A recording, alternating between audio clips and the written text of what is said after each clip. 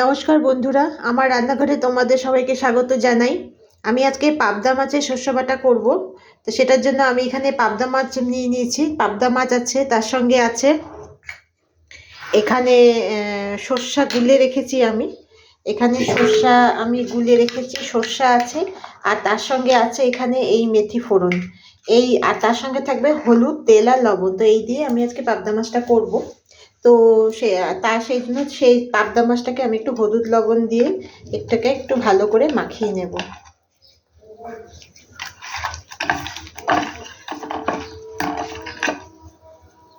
খুব ভালো করে পাবদা মাছটাকে হলুদ লবণ দিয়ে মাখিয়ে নিতে হবে।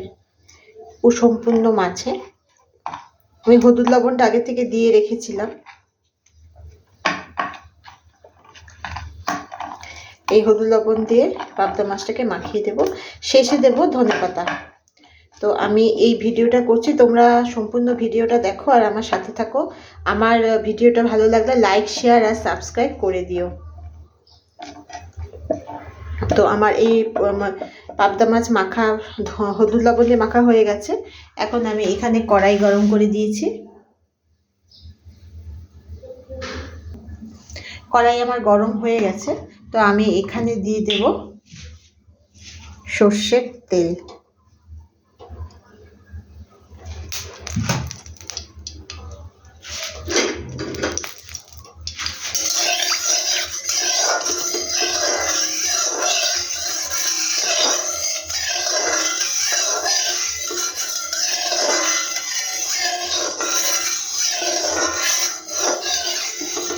পুরো কড়াইটাকে ভালো করে সর্ষের তেলটাকে লাগিয়ে নেব।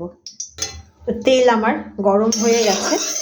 তো আমি এখন মাছগুলোকে একটা করে এখানে দিয়ে দেব। খুব সাবধানে মাছগুলোকে ভাজা করতে হবে। অনেকে আবার ভাজা না করেও করে, তা আমি একটু হালকা ভাজা করে নিই।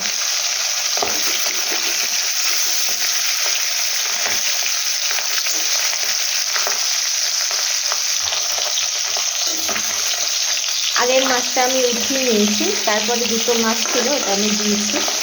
তো এটাকে আমি ভাজা করে উঠিয়ে নিই।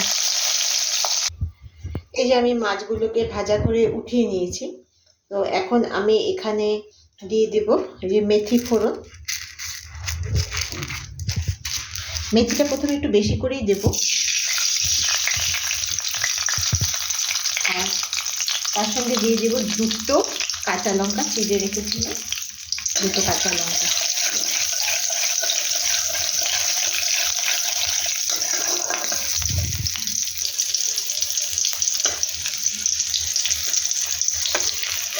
এই মেথিগুলো ভাজা হয়ে গেছে।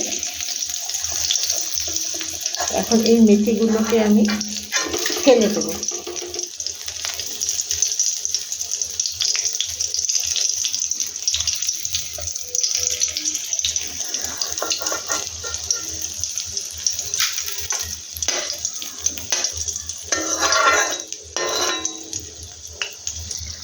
মেথিগুলোকে আমি ফেলে দিয়েছি। এখন এটার মধ্যে আমি দিয়ে দিব শুকনো বাটা।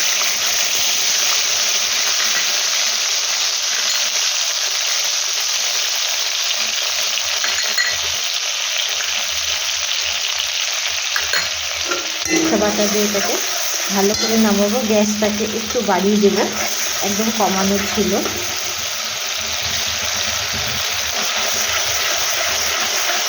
এটাকে একটু ভালো করে তেলের সঙ্গে এরকমভাবে মিশাবো।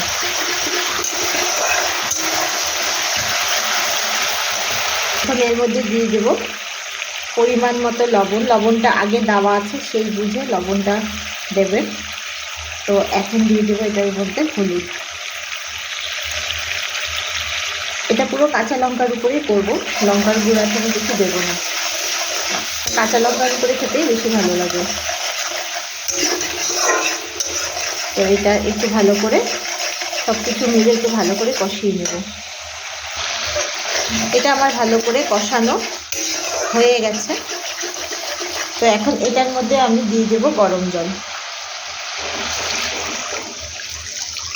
পরিমাণ মতো একটু ঝোল ঝোল হবে, তো সেই পরিমাণ মতো একটু গরম জল দিয়ে দেব।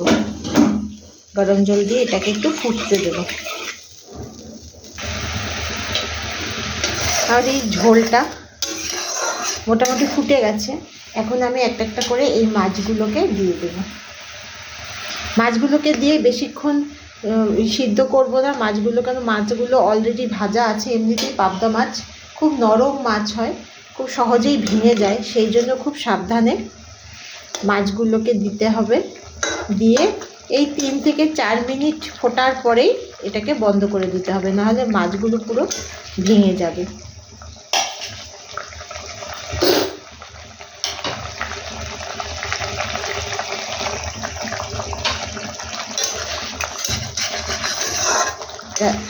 ঢাকা দিয়ে দেবো এখন একটুখানিকের জন্য।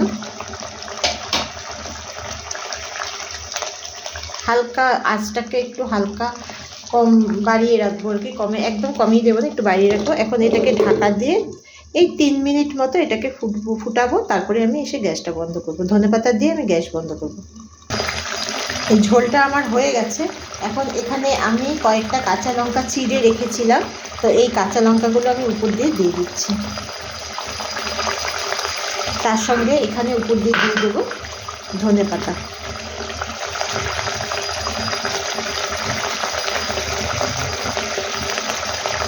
ধনেপাতা দিয়ে কাঁচা লঙ্কাটাকে দিয়ে একটু নাড়িয়ে, কাঁচা লঙ্কাটা একটু শক্ত শক্ত থাকলে ভাতের সাথে মেখে খেতে খুব ভালো লাগবে। একদম নরম হয়ে গেলে অতটা ভালো লাগবে না, সেই জন্য আমি একটু পরে দিলাম কাঁচা লঙ্কাটা। তো আমার এটা হয়ে গেছে কমপ্লিট। তা আমি এখন গ্যাস বন্ধ করে এটাকে আমি ঢাকা দিয়ে দেব।